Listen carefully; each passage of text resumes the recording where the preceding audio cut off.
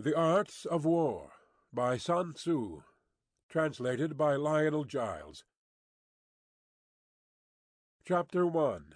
Laying Plans. The art of war is of vital importance to the state. It is a matter of life and death, a road either to safety or to ruin. Hence it is a subject of inquiry which can on no account be neglected. The art of war, then, is governed by 5 constant factors, to be taken into account in one's deliberations when seeking to determine the conditions obtaining in the field. These are the moral law, heaven, earth, the commander, method, and discipline. The moral law causes the people to be in complete accord with their ruler, so that they will follow him, regardless of their lives, undismayed by any danger. Heaven signifies night and day, cold and heat, times and seasons. Earth comprises distances, great and small, danger and security, open ground and narrow passes, the chances of life and death. The commander stands for the virtues of wisdom, sincerity, benevolence, courage, and strictness. Method and discipline are to be understood the marshalling of the army in its proper subdivisions, the graduations of rank among the officers, the maintenance of roads by which supplies may reach the army, and the control of military expenditure. These 5 heads should be familiar to every general. He who knows them will be victorious. He who knows them not will fail. Therefore, in your deliberations, when seeking to determine the military conditions, let them be made the basis of a comparison, in this wise. Which of the 2 sovereigns is imbued with the moral law? Which of the 2 generals has most ability? With whom lie the advantages derived from heaven and earth? On which side is discipline most rigorously enforced? Which army is stronger? On which side are officers and men more highly trained? In which army is there the greater constancy, both in reward and punishment? By means of these 7 considerations I can forecast victory or defeat. The general that hearkens to my counsel and acts upon it will conquer. Let such a one be retained in command. The general that hearkens not to my counsel, nor acts upon it, will suffer defeat. Let such a one be dismissed. While heeding the profit of my counsel, avail yourself also of any helpful circumstances over and beyond the ordinary rules. According as circumstances are favorable, one should modify one's plans. All warfare is based on deception. Hence, when able to attack, we must seem unable. When using our forces, we must seem inactive. When we are near, we must make the enemy believe we are far away. When far away, we must make him believe we are near. Hold out baits to entice the enemy, feign disorder, and crush him. If he is secure at all points, be prepared for him. If he is in superior strength, evade him. If your opponent is of choleric temper, seek to irritate him. Pretend to be weak, that he may grow arrogant. If he is taking his ease, give him no rest. If his forces are united, separate them. Attack him where he is unprepared. Appear where you are not expected. These military devices leading to victory must not be divulged beforehand. Now the general who wins a battle makes many calculations in his temple ere the battle is fought. The general who loses a battle makes but few calculations beforehand. Thus do many calculations lead to victory, and few calculations to defeat. How much more no calculation at all? It is by attention to this point that I can foresee who is likely to win or lose. Chapter 2. Waging War. In the operations of war, where there are in the field 1,000 swift chariots, as many heavy chariots, and 100,000 mail-clad soldiers, with provisions enough to carry them 1,000 li, the expenditure at home and at the front, including entertainment of guests, small items such as glue and paint, and sums spent on chariots and armor, will reach the total of 1,000 ounces of silver per day. Such is the cost of raising an army of 100,000 men. When you engage in actual fighting, if victory is long in coming, then men's weapons will grow dull, and their ardour will be damped. If you lay siege to a town, you will exhaust your strength. Again, if the campaign is protracted, the resources of the state will not be equal to the strain. Now, when your weapons are dulled, your ardor damped, your strength exhausted, and your treasure spent, other chieftains will spring up to take advantage of your extremity. Then no man, however wise, will be able to avert the consequences that must ensue. Thus, though we have heard of stupid haste in war, cleverness has never been seen associated with long delays. There is no instance of a country having benefited from prolonged warfare. It is only one who is thoroughly acquainted with the evils of war that can thoroughly understand the profitable way of carrying it on. The skilful soldier does not raise a second levy, neither are his supply wagons loaded more than twice. Bring war material with you from home, but forage on the enemy. Thus the army will have food enough for its needs. Poverty of the state exchequer causes an army to be maintained by contributions from a distance. Contributing to maintain an army at a distance causes the people to be impoverished. On the other hand, the proximity of an army causes prices to go up, and high prices cause the people's substance to be drained away. When their substance is drained away, the peasantry will be afflicted by heavy exactions.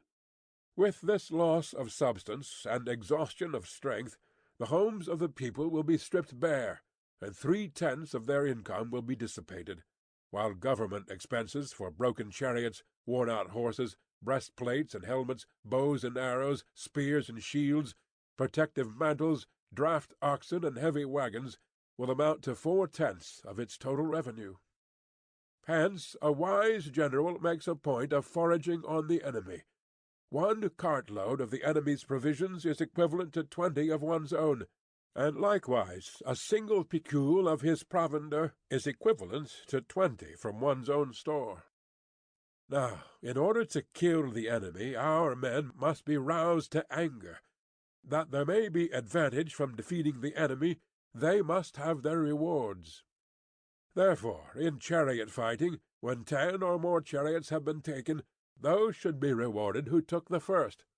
Our own flags should be substituted for those of the enemy, and the chariots mingled and used in conjunction with ours. The captured soldiers should be kindly treated and kept. This is called using the conquered foe to augment one's own strength. In war, then, let your great object be victory, not lengthy campaigns.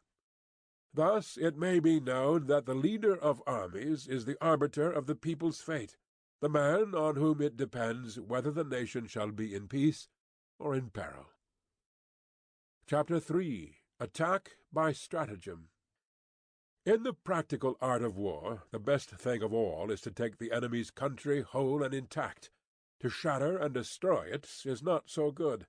So, too, it is better to recapture an army entire than to destroy it, to capture a regiment, a detachment, or a company entire than to destroy them.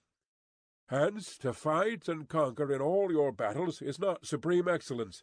Supreme excellence consists in breaking the army's resistance without fighting. Thus the highest form of generalship is to balk the enemy's plans. The next best is to prevent the junction of the enemy's forces. The next in order is to attack the enemy's army in the field, and the worst policy of all is to besiege walled cities. The rule is not to besiege walled cities, if it can possibly be avoided. The preparation of mantlets, movable shelters, and various implements of war will take up to 3 whole months, and the piling up of mounds over against the walls will take 3 months more. The general, unable to control his irritation, will launch his men to the assault like swarming ants, with the result that 1/3 of his men are slain, while the town still remains untaken. Such are the disastrous effects of a siege. Therefore, the skilful leader subdues the enemy's troops without any fighting. He captures their cities without laying siege to them. He overthrows their kingdom without lengthy operations in the field.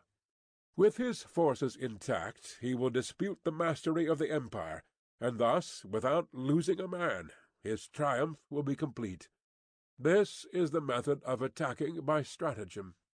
It is the rule in war, if our forces are 10 to the enemy's 1, to surround him; if 5 to 1, to attack him; if twice as numerous, to divide our army into 2. If equally matched, we can offer battle; if slightly inferior in numbers, we can avoid the enemy; if quite unequal in every way, we can flee from him. Hence, though an obstinate fight may be made by a small force, in the end it must be captured by a larger force. Now the general is the bulwark of the state. If the bulwark is complete at all points, the state will be strong; if the bulwark is defective, the state will be weak.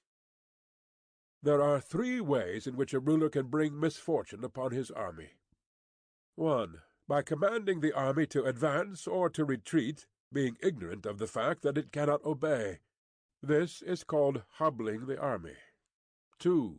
By attempting to govern an army in the same way as he administers a kingdom, being ignorant of the conditions which obtain in an army. This causes restlessness in the soldiers' minds. 3. By employing the officers of his army without discrimination, through ignorance of the military principle of adaptation to circumstances. This shakes the confidence of the soldiers. But when the army is restless and distrustful, trouble is sure to come from the other feudal princes. This is simply bringing anarchy into the army and flinging victory away. Thus we may know that there are 5 essentials for victory. He will win who knows when to fight and when not to fight. He will win who knows how to handle both superior and inferior forces. He will win whose army is animated by the same spirit throughout all its ranks. He will win who, prepared himself, waits to take the enemy unprepared. He will win who has military capacity, and is not interfered with by the sovereign. Hence the saying, "If you know the enemy, and know yourself, you need not fear the result of 100 battles. If you know yourself but not the enemy, for every victory gained you will also suffer a defeat. If you know neither the enemy nor yourself, you will succumb in every battle." Chapter 4. Tactical Dispositions. The good fighters of old first put themselves beyond the possibility of defeat, and then waited for an opportunity of defeating the enemy.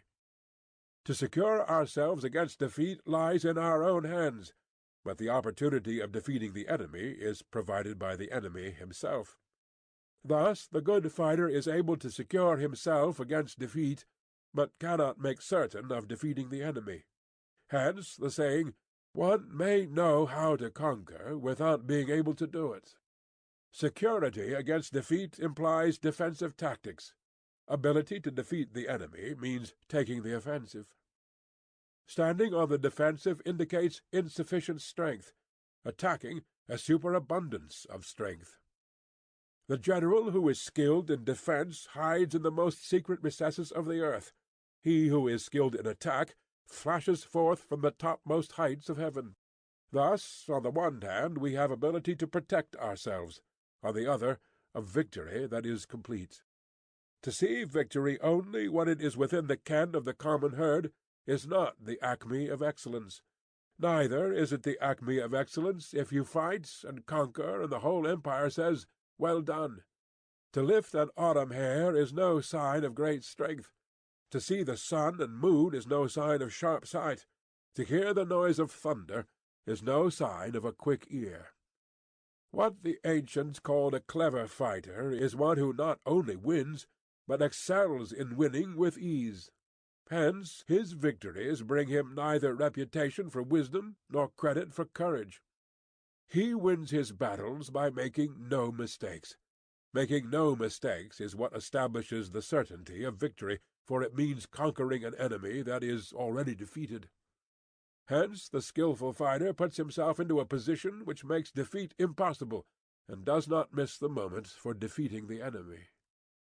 Thus it is that in war the victorious strategist only seeks battle after the victory has been won, whereas he who is destined to defeat first fights and afterwards looks for victory. The consummate leader cultivates the moral law, and strictly adheres to method and discipline. Thus it is in his power to control success.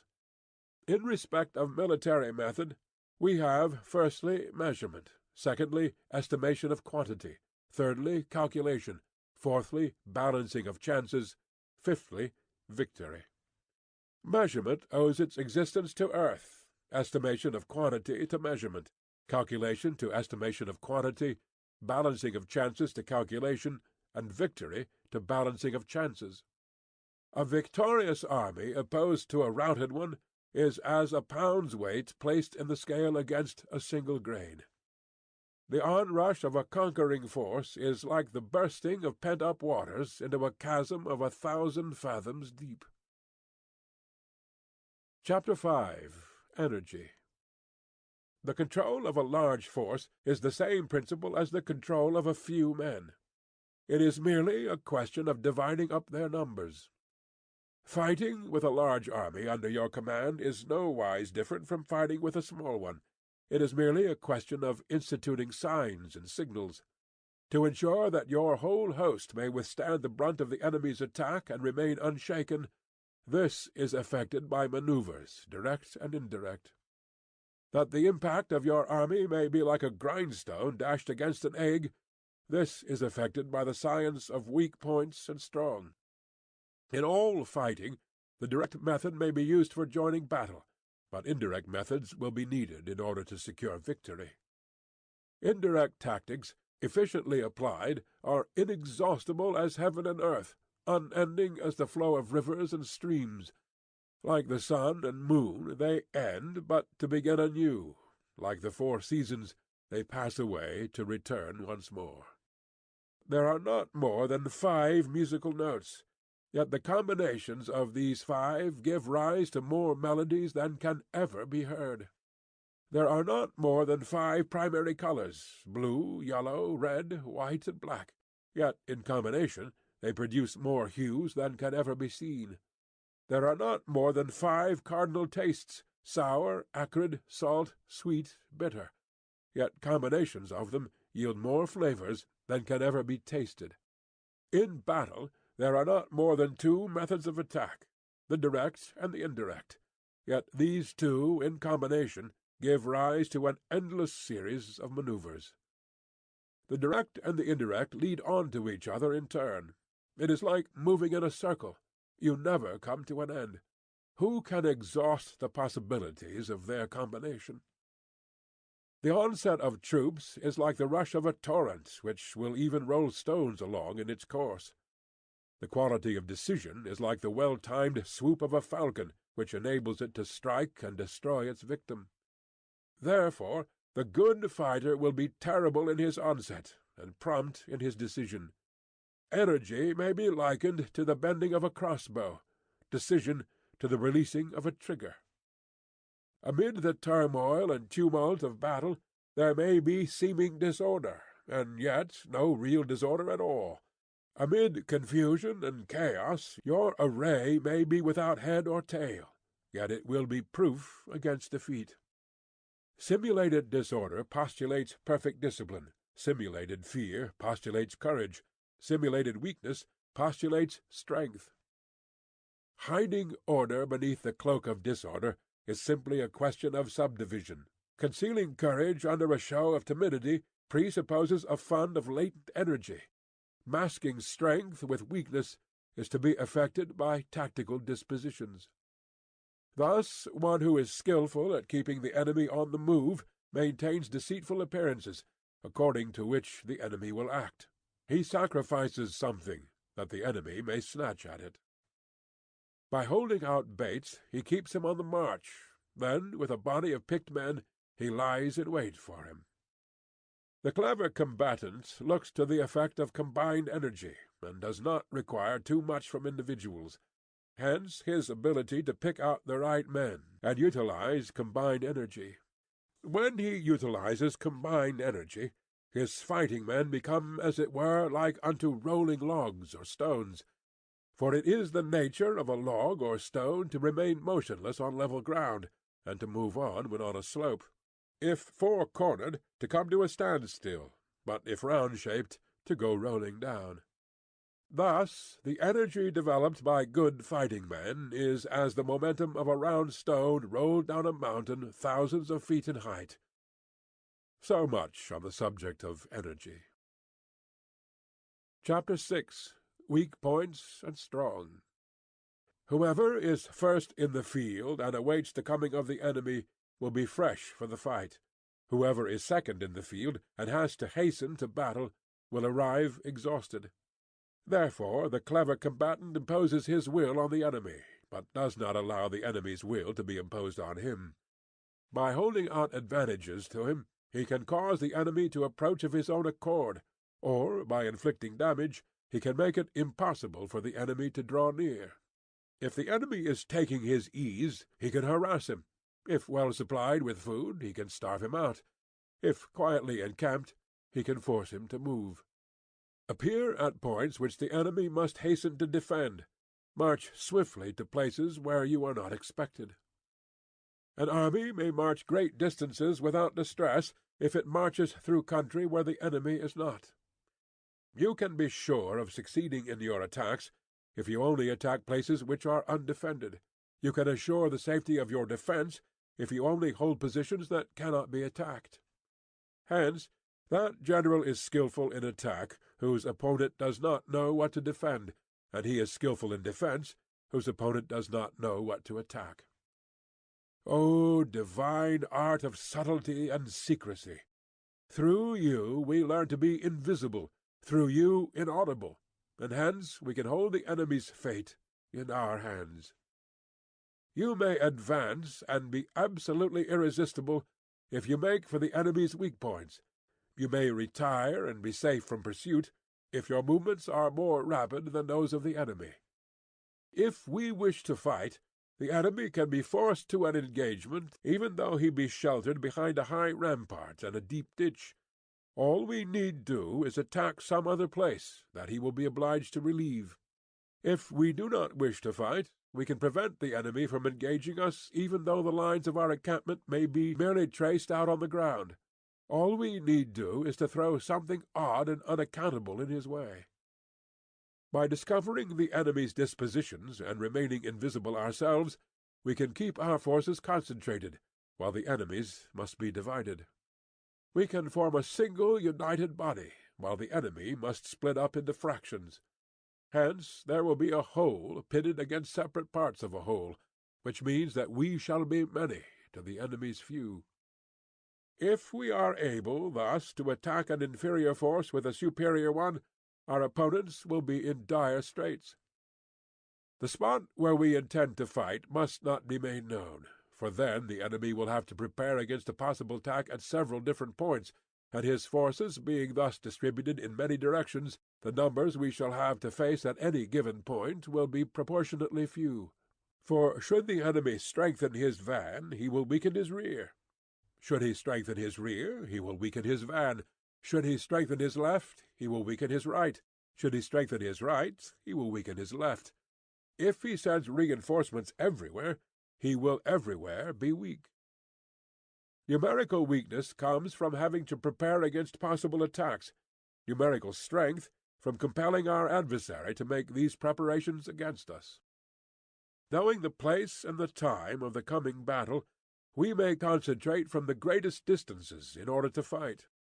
But if neither time nor place be known, then the left wing will be impotent to succor the right equally impotent to succor the left, the van unable to relieve the rear, or the rear to support the van. How much more so if the furthest portions of the army are anything under 100 li apart, and even the nearest are separated by several li. Though, according to my estimate, the soldiers of Yue exceed our own in number, that shall advantage them nothing in the matter of victory. I say, then, that victory can be achieved. Though the enemy be stronger in numbers, we may prevent him from fighting, scheme so as to discover his plans and the likelihood of their success, rouse him and learn the principle of his activity or inactivity, force him to reveal himself, so as to find out his vulnerable spots. Carefully compare the opposing army with your own, so that you may know where strength is superabundant and where it is deficient. In making tactical dispositions, the highest pitch you can attain is to conceal them. Conceal your dispositions, and you will be safe from the prying of the subtlest spies, from the machinations of the wisest brains. How victory may be produced for them out of the enemy's own tactics, that is what the multitude cannot comprehend. All men can see the tactics whereby I conquer, but what none can see is the strategy out of which victory is evolved. Do not repeat the tactics which have gained you one victory, but let your methods be regulated by the infinite variety of circumstances. Military tactics are like unto water, for water in its natural course runs away from high places, and hastens downwards. So in war, the way is to avoid what is strong, and to strike at what is weak. Water shapes its course according to the nature of the ground over which it flows. The soldier works out his victory in relation to the foe whom he is facing. Therefore, just as water retains no constant shape, so in warfare there are no constant conditions. He who can modify his tactics in relation to his opponent, and thereby succeed in winning, may be called a heaven-born captain. The 5 elements, water, fire, wood, metal, earth, are not always equally predominant. The 4 seasons make way for each other in turn. There are short days and long. The moon has its periods of waning and waxing. Chapter 7.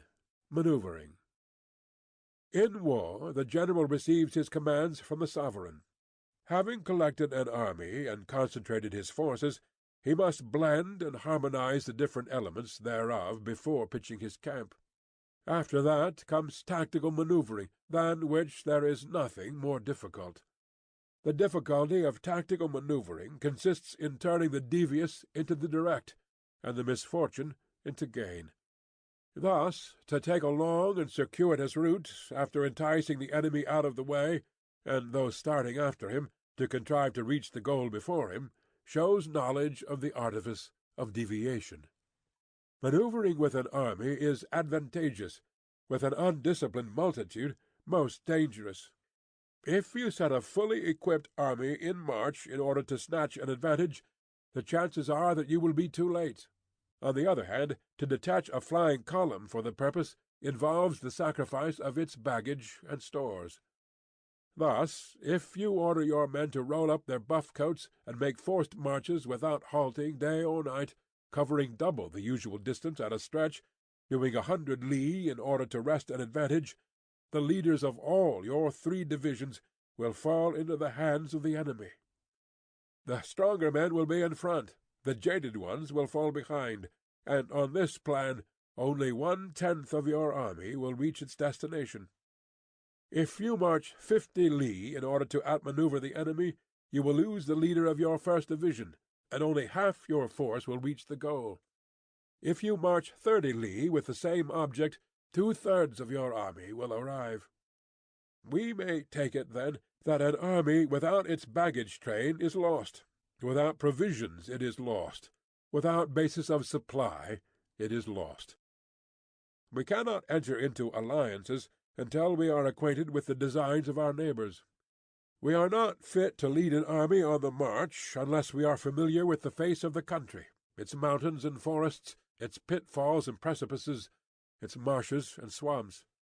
We shall be unable to turn natural advantage to account unless we make use of local guides. In war, practice dissimulation, and you will succeed. Whether to concentrate or to divide your troops must be decided by circumstances. Let your rapidity be that of the wind, your compactness that of the forest. In raiding and plundering be like fire, in immovability like a mountain. Let your plans be dark and impenetrable as night, and when you move, fall like a thunderbolt. When you plunder a countryside, let the spoil be divided amongst your men. When you capture new territory, cut it up into allotments for the benefit of the soldiery. Ponder and deliberate before you make a move. He will conquer who has learnt the artifice of deviation. Such is the art of manoeuvring. The Book of Army Management says, "On the field of battle the spoken word does not carry far enough. Hence the institution of gongs and drums. Nor can ordinary objects be seen clearly enough. Hence the institution of banners and flags. Gongs and drums, banners and flags, are means whereby the ears and eyes of the host may be focused on one particular point. The host thus forming a single united body, it is impossible either for the brave to advance alone, or for the cowardly to retreat alone. This is the art of handling large masses of men.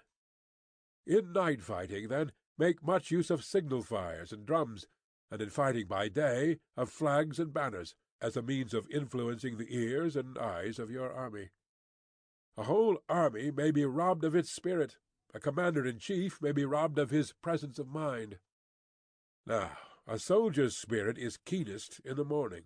By noonday it has begun to flag, and in the evening his mind is bent only on returning to camp.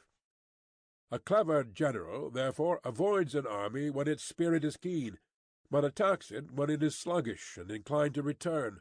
This is the art of studying moods. Disciplined and calm, to await the appearance of disorder and hubbub amongst the enemy, this is the art of retaining self-possession.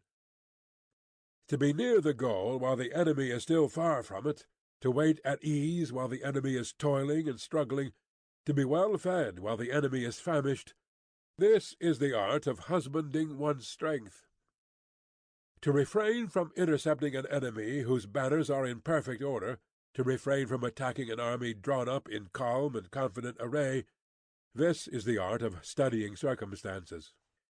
It is a military axiom not to advance uphill against the enemy, nor to oppose him when he comes downhill. Do not pursue an enemy who simulates flight. Do not attack soldiers whose temper is keen. Do not swallow bait offered by the enemy. Do not interfere with an army that is returning home. When you surround an army, leave an outlet free. Do not press a desperate foe too hard. Such is the art of warfare. Chapter 8. Variation in Tactics.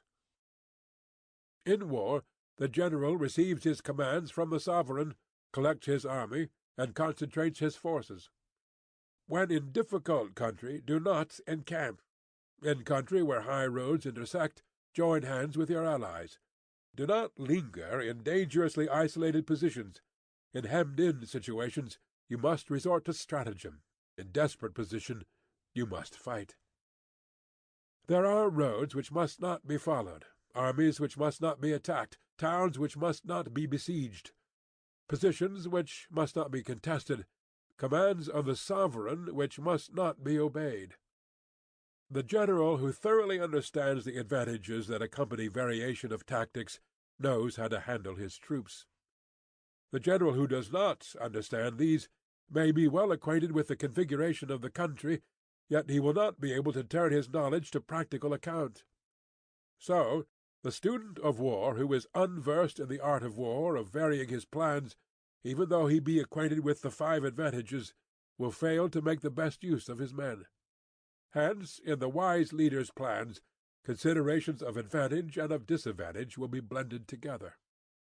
If our expectation of advantage be tempered in this way, we may succeed in accomplishing the essential part of our schemes.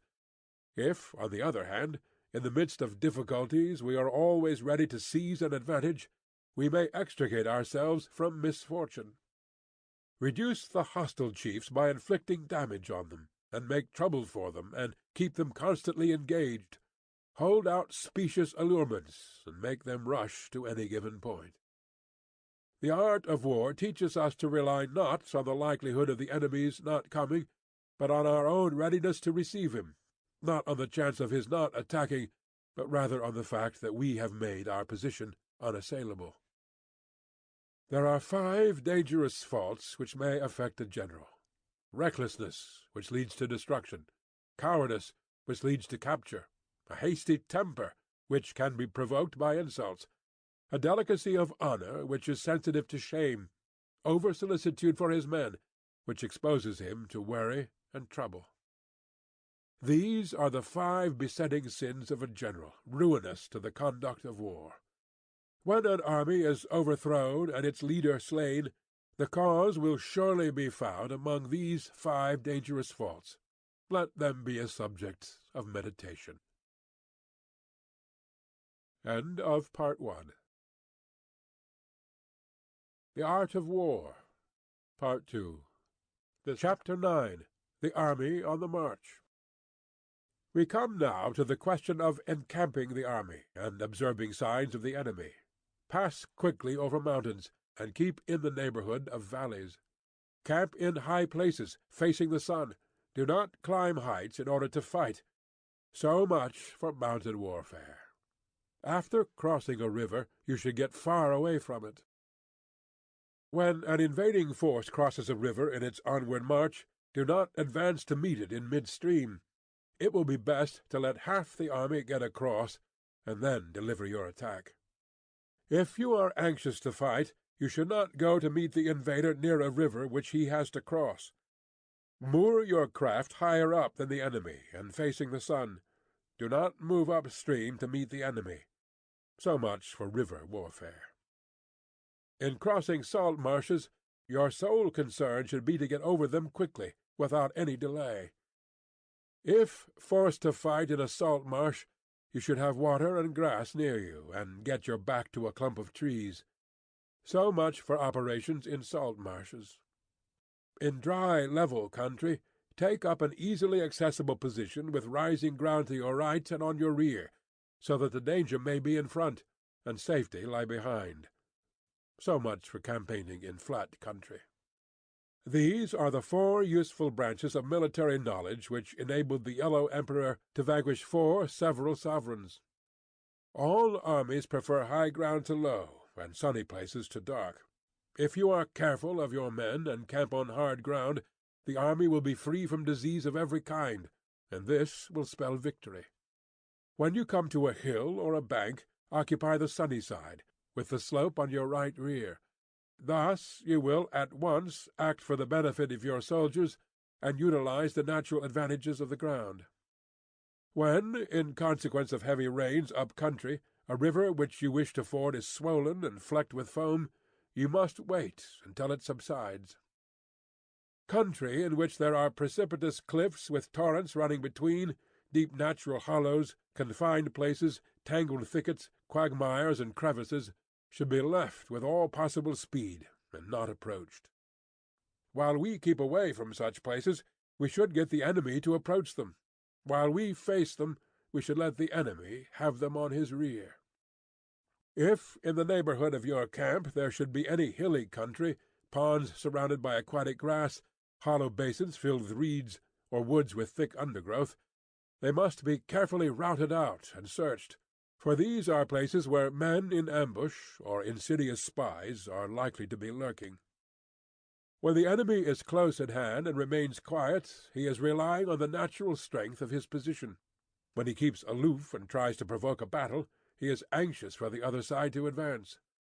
If his place of encampment is easy of access, he is tendering a bait. Movement amongst the trees of a forest shows that the enemy is advancing.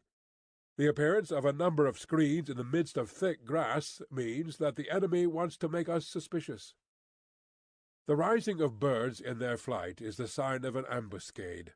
Startled beasts indicate that a sudden attack is coming. When there is dust rising in a high column, it is the sign of chariots advancing. When the dust is low, but spread over a wide area, it betokens the approach of infantry. When it branches out in different directions, it shows that parties have been sent to collect firewood. A few clouds of dust moving to and fro signify that the army is encamping. Humble words and increased preparations are signs that the enemy is about to advance. Violent language and driving forward, as if to attack, are signs that he will retreat. When the light chariots come out first and take up a position on the wings, it is a sign that the enemy is forming for battle. Peace proposals unaccompanied by a sworn covenant indicate a plot. When there is much running about and the soldiers fall into rank, it means that the critical moment has come. When some are seen advancing and some retreating, it is a lure. When the soldiers stand leaning on their spears, they are faint from want of food. If those who are sent to draw water begin by drinking themselves, the army is suffering from thirst. If the enemy sees an advantage to be gained and makes no effort to secure it, the soldiers are exhausted. If birds gather on any spot, it is unoccupied. Clamour by night betokens nervousness. If there is disturbance in the camp, the general's authority is weak. If the banners and flags are shifted about, sedition is afoot. If the officers are angry, it means that the men are weary. When an army feeds its horses with grain and kills its cattle for food, and when the men do not hang their cooking pots over the campfires, showing that they will not return to their tents, you may know that they are determined to fight to the death.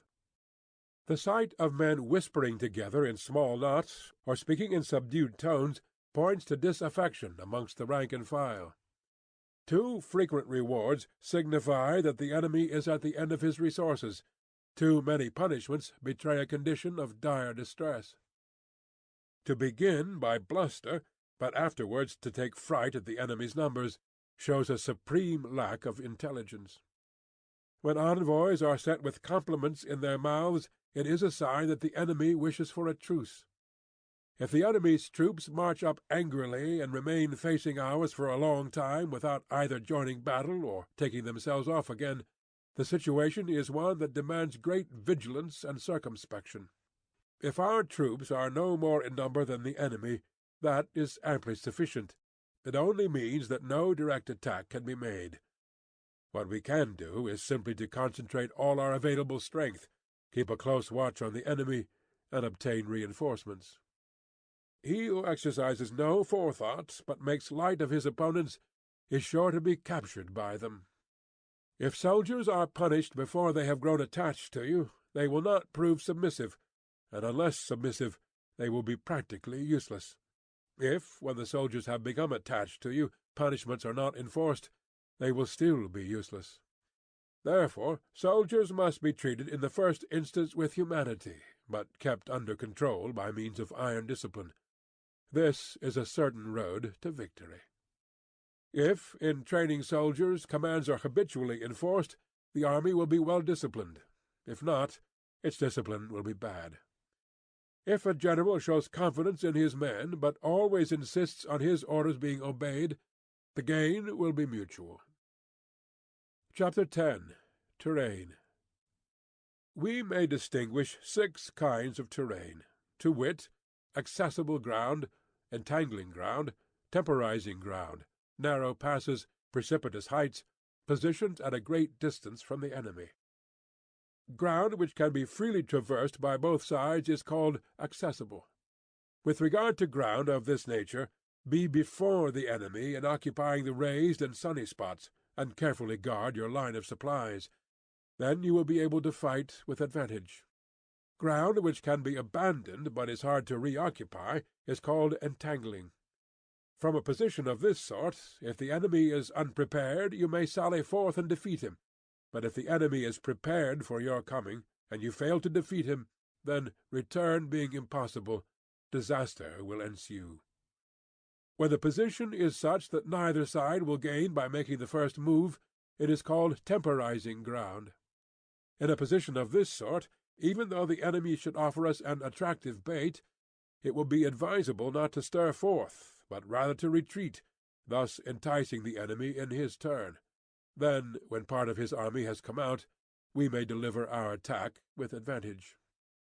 With regard to narrow passes, if you can occupy them first, let them be strongly garrisoned and await the advent of the enemy. Should the army forestall you in occupying a pass, do not go after him if the pass is fully garrisoned, but only if it is weakly garrisoned. With regard to precipitous heights, if you are beforehand with your adversary, you should occupy the raised and sunny spots, and there wait for him to come up. If the enemy has occupied them before you, do not follow him, but retreat and try to entice him away. If you are situated at a great distance from the enemy, and the strength of the two armies is equal, it is not easy to provoke a battle, and fighting will be to your disadvantage. These 6 are the principles connected with earth. The general who has attained a responsible post must be careful to study them. Now, the army is exposed to 6 several calamities, not arising from natural causes, but from faults for which the general is responsible. These are flight, insubordination, collapse, ruin, disorganization, rout. Other conditions being equal, if one force is hurled against another 10 times its size, the result will be the flight of the former. When the common soldiers are too strong and their officers too weak, the result is insubordination. When the officers are too strong and the common soldiers too weak, the result is collapse. When the higher officers are angry and insubordinate, and on meeting the enemy give battle on their own account from a feeling of resentment, before the commander-in-chief can tell whether or not he is in a position to fight, the result is ruin. When the general is weak and without authority, when his orders are not clear and distinct, when there are no fixed duties assigned to officers and men, and the ranks are formed in a slovenly, haphazard manner, the result is utter disorganization.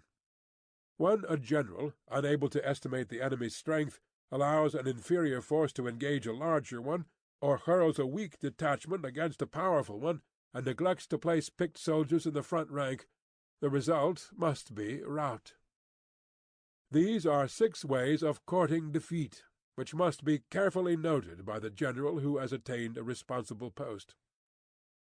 The natural formation of the country is the soldier's best ally, but a power of estimating the adversary, of controlling the forces of victory, and of shrewdly calculating difficulties, dangers, and distances, constitutes the test of a great general.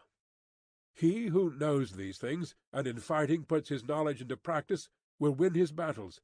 He who knows them not, nor practices them, will surely be defeated. If fighting is sure to result in victory, then you must fight, even though the ruler forbid it.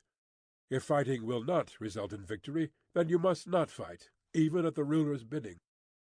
The general who advances without coveting fame, and retreats without fearing disgrace, whose only thought is to protect his country and do good service for his sovereign, is the jewel of the kingdom. Regard your soldiers as your children, and they will follow you into the deepest valleys. Look upon them as your own beloved sons, and they will stand by you, even unto death. If, however, you are indulgent, but unable to make your authority felt, kind-hearted, but unable to enforce your commands, and incapable, moreover, of quelling disorder, then your soldiers must be likened to spoilt children. They are useless for any practical purpose. If we know that our own men are in a condition to attack, but are unaware that the enemy is not open to attack, we have gone only half-way towards victory. If we know that the enemy is open to attack, but are unaware that our own men are not in a condition to attack, we have gone only half-way towards victory.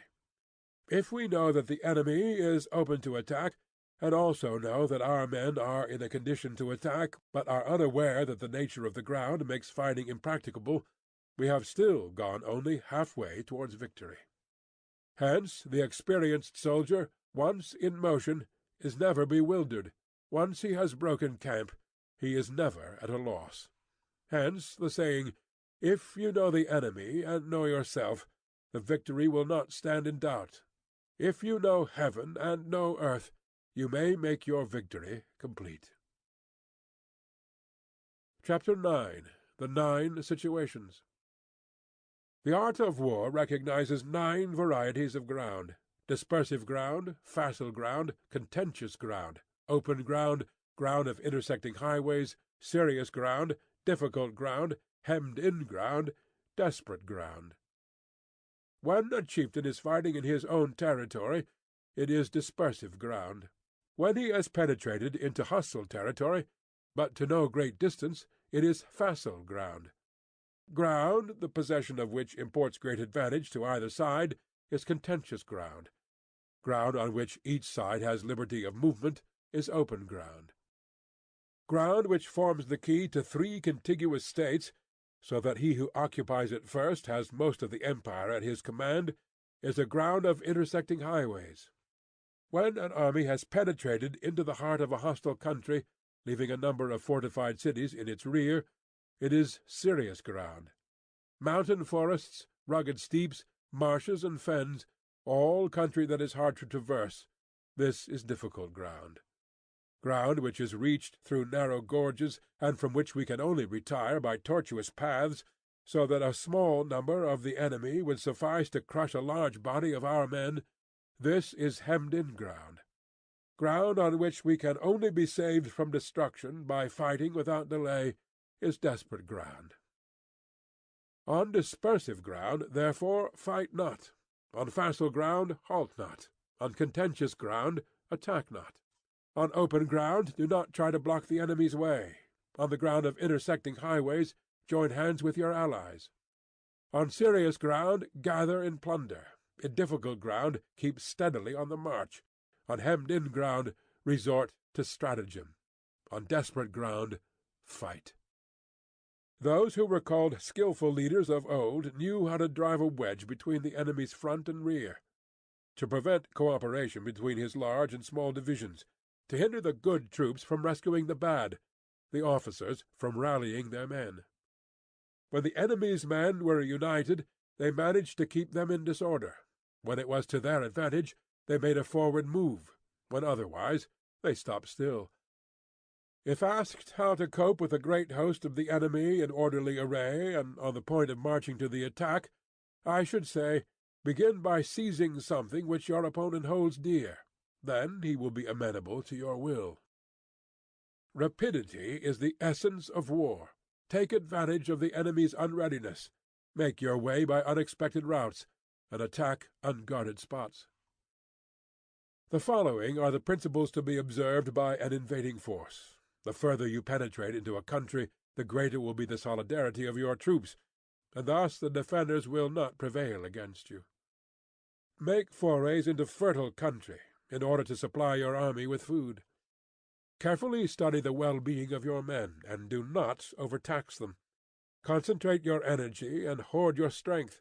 Keep your army continually on the move, and devise unfathomable plans. Throw your soldiers into positions whence there is no escape, and they will prefer death to flight. If they will face death, there is nothing they may not achieve. Officers and men alike will put forth their uttermost strength. Soldiers, when in desperate straits, lose the sense of fear. If there is no place of refuge, they will stand firm. If they are in hostile country, they will show a stubborn front. If there is no help for it, they will fight hard. Thus, without waiting to be marshalled, the soldiers will be constantly on the qui-vive. Without waiting to be asked, they will do your will. Without restrictions, they will be faithful. Without giving orders, they can be trusted. Prohibit the taking of omens, and do away with superstitious doubts.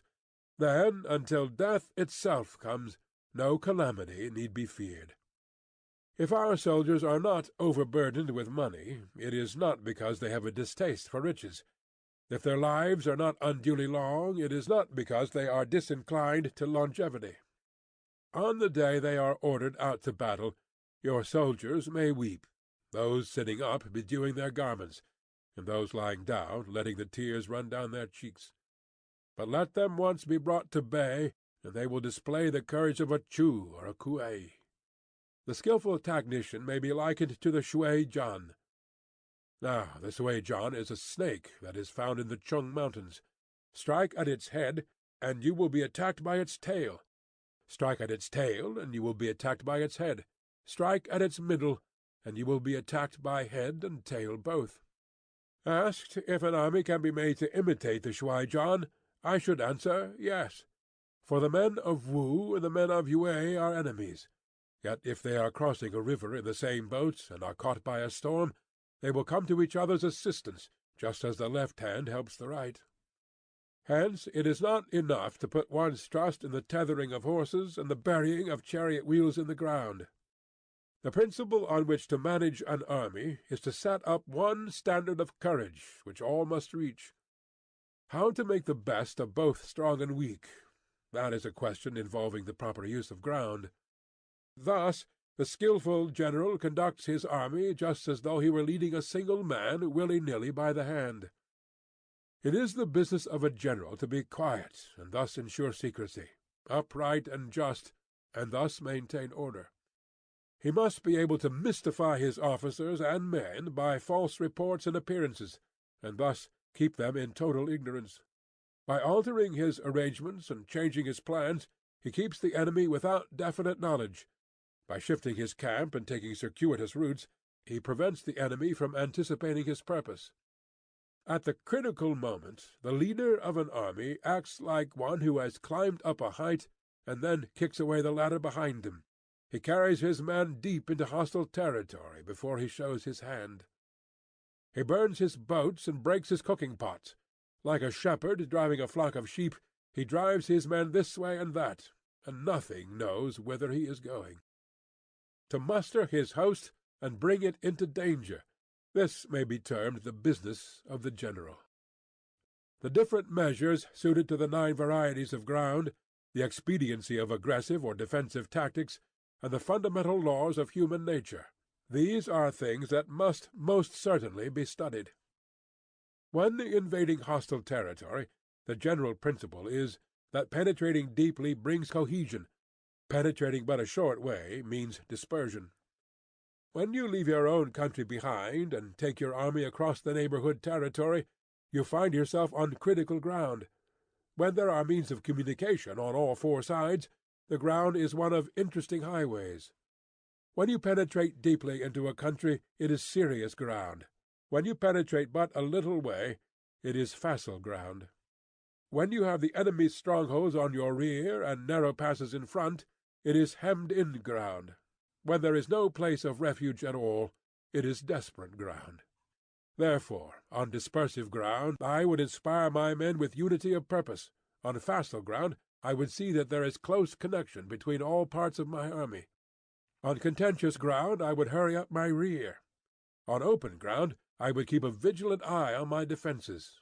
On ground of interesting highways I would consolidate my alliances. On serious ground I would try to ensure a continuous stream of supplies. On difficult ground I would keep pushing on along the road. On hemmed-in ground I would block any way of retreat. On desperate ground I would proclaim to my soldiers the hopelessness of saving their lives, for it is the soldier's disposition to offer an obstinate resistance when surrounded, to fight hard when he cannot help himself, and to obey promptly when he has fallen into danger.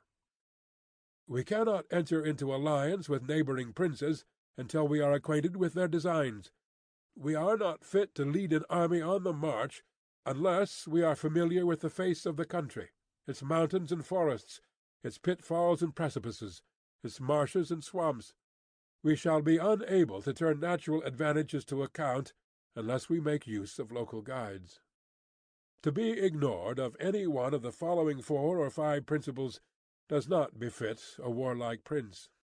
When a warlike prince attacks a powerful state, his generalship shows itself in preventing the concentration of the enemy's forces. He overawes his opponents, and their allies are prevented from joining against him. Hence he does not strive to ally himself with all and sundry, nor does he foster the power of other states. He carries out his own secret designs, keeping his antagonists in awe. Thus he is able to capture their cities and overthrow their kingdoms. Bestow rewards without regard to rule, issue orders without regard to previous arrangements, and you will be able to handle a whole army as though you had to do with but a single man. Confront your soldiers with the deed itself. Never let them know your design. When the outlook is bright, bring it before their eyes, but tell them nothing when the situation is gloomy. Place your army in deadly peril, and it will survive. Plunge it into desperate straits, and it will come off in safety. For it is precisely when a force has fallen into harm's way that it is capable of striking a blow for victory. Success in warfare is gained by carefully accommodating ourselves to the enemy's purpose. By persistently hanging on the enemy's flank, we shall succeed in the long run in killing the commander-in-chief. This is called ability to accomplish a thing by sheer cunning. On the day that you take up your command, block the frontier passes, destroy the official tallies, and stop the passage of all emissaries. Be stern in the council-chamber, so that you may control the situation. If the enemy leaves a door open, you must rush in. Forestall your opponent by seizing what he holds dear, and subtly contrive to time his arrival on the ground. Walk in the path defined by rule, and accommodate yourself to the enemy until you can fight a decisive battle. At first, then, exhibit the coyness of a maiden, until the enemy gives you an opening. Afterwards, emulate the rapidity of a running hare, and it will be too late for the enemy to oppose you. Chapter 12. The Attack by Fire. There are 5 ways of attacking with fire. The first is to burn soldiers in their camp. The second is to burn stores. The third is to burn baggage trains. The fourth is to burn arsenals and magazines. The fifth is to hurl dropping fire amongst the enemy. In order to carry out an attack, we must have means available. The material for raising fire should always be kept in readiness. There is a proper season for making attacks with fire, and special days for starting a conflagration. The proper season is when the weather is very dry. The special days are those when the moon is in the constellations of the sieve, the wall, the ring, or the crossbar, for these 4 are all days of rising wind. In attacking with fire, one should be prepared to meet 5 possible developments. When fire breaks out inside the enemy's camp, respond at once with an attack from without. If there is an outbreak of fire, but the enemy's soldiers remain quiet, bide your time and do not attack. When the force of the flames has reached its height, follow it up with an attack, if that is practicable. If not, stay where you are. If it is possible to make an assault with fire from without, do not wait for it to break out within, but deliver your attack at a favorable moment. When you start a fire, be to windward of it. Do not attack from the leeward. A wind that rises in the daytime lasts long, but a night breeze soon falls. In every army, the 5 developments connected with fire must be known, the movements of the stars calculated, and a watch kept for the proper days. Hence, those who use fire as an aid to the attack show intelligence. Those who use water as an aid to the attack gain an accession of strength. By means of water, an enemy may be intercepted, but not robbed of all his belongings. Unhappy is the fate of one who tries to win his battles and succeed in his attacks without cultivating the spirit of enterprise, for the result is waste of time and general stagnation. Hence the saying, "The enlightened ruler lays his plans well ahead. The good general cultivates his resources." Move not unless you see an advantage. Use not your troops unless there is something to be gained. Fight not unless the position is critical. No ruler should put troops into the field merely to gratify his own spleen. No general should fight a battle simply out of pique. If it is to your advantage, make a forward move. If not, stay where you are. Anger may in time change to gladness. Vexation may be succeeded by content. But a kingdom that has once been destroyed can never come again into being, nor can the dead ever be brought back to life. Hence the enlightened ruler is heedful, and the good general full of caution. This is the way to keep a country at peace and an army intact. Chapter 13. The Use of Spies. Raising a host of 100,000 men and marching them great distances entails heavy loss on the people and a drain on the resources of the state. The daily expenditure will amount to 1,000 ounces of silver. There will be commotion at home and abroad, and men will drop down exhausted on the highways. As many as 700,000 families will be impeded in their labor. Hostile armies may face each other for years, striving for the victory which is decided in a single day. This being so, to remain in ignorance of the enemy's condition, simply because one grudges the outlay of 100 ounces of silver in honors and emoluments, is the height of inhumanity. One who acts thus is no leader of men, no present help to his sovereign, no master of victory. Thus, what enables the wise sovereign and the good general to strike and conquer, and achieve things beyond the reach of ordinary men, is foreknowledge. Now this foreknowledge cannot be elicited from spirits. It cannot be obtained inductively from experience, nor by any deductive calculation. Knowledge of the enemy's dispositions can only be obtained from other men. Hence the use of spies, of whom there are 5 classes: local spies, inward spies, converted spies, doomed spies, surviving spies. When these 5 kinds of spy are all at work, none can discover the secret system. This is called divine manipulation of the threads. It is the sovereign's most precious faculty. Having local spies means employing the services of the inhabitants of a district. Having inward spies, making use of officials of the enemy. Having converted spies, getting hold of the enemy's spies and using them for your own purposes. Having doomed spies, doing certain things openly for purposes of deception, and allowing our spies to know of them and report them to the enemy. Surviving spies, finally, are those who bring back news from the enemy's camp. Hence it is that with none in the whole army are more intimate relations to be maintained than with spies. None should be more liberally rewarded. In no other business should greater secrecy be preserved. Spies cannot be usefully employed without a certain intuitive sagacity. They cannot be properly managed without benevolence and straightforwardness. Without subtle ingenuity of mind, one cannot make certain of the truth of their reports. Be subtle. Use your spies for every kind of business. If a secret piece of news is divulged by a spy before the time is ripe, he must be put to death, together with the man to whom the secret was told. Whether the object be to crush an army, to storm a city, or to assassinate an individual, it is always necessary to begin by finding out the names of the attendants, the aides-de-camp, and doorkeepers and sentries of the general in command. Our spies must be commissioned to ascertain these. The enemy's spies who have come to spy on us must be sought out, tempted with bribes, led away, and comfortably housed. Thus they will become converted spies and available for our service. It is through the information brought by the converted spy that we are able to acquire and employ local and inward spies. It is owing to his information again that we can cause the doomed spy to carry false tidings to the enemy. Lastly, it is by his information that the surviving spy can be used on appointed occasions.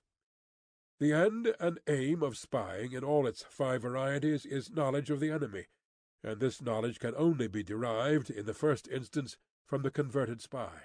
Hence it is essential that the converted spy be treated with the utmost liberality. Of old, the rise of the Yin dynasty was due to I Chi, who had served under Xia. Likewise, the rise of the Chow dynasty was due to Lu Ya, who had served under the Yin. Hence it is only the enlightened ruler and the wise general who will use the highest intelligence of the army for purposes of spying, and thereby they achieve great results. Spies are a most important element in war, because on them depends an army's ability to move. End of The Art of War, by Sun Tzu.